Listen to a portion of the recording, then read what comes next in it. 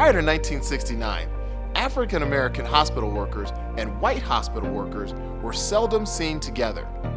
Mary Moultrie, a licensed practical nurse, decided to help change that.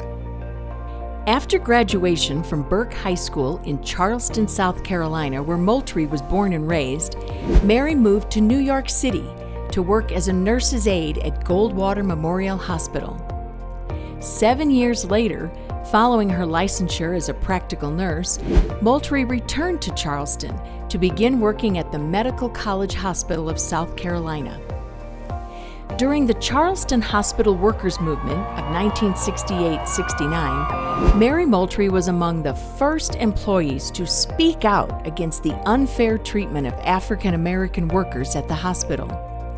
Her organizing efforts were key in the formation of a hospital employee union, Local 1199B of the Hospital and Healthcare Workers Union, which went on strike in the spring of 1969 to demand better pay and an end to racial discrimination.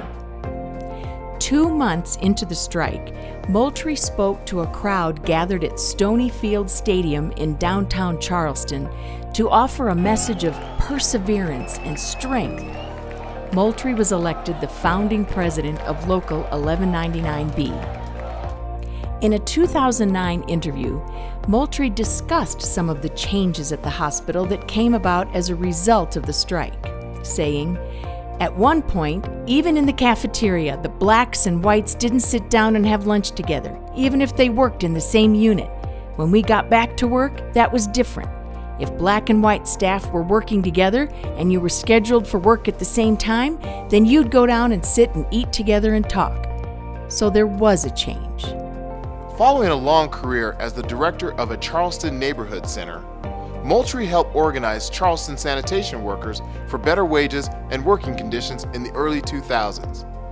In 2011, the YWCA of Greater Charleston presented her with the Harvey Gantt Triumph Award for her strike leadership and her work in human rights.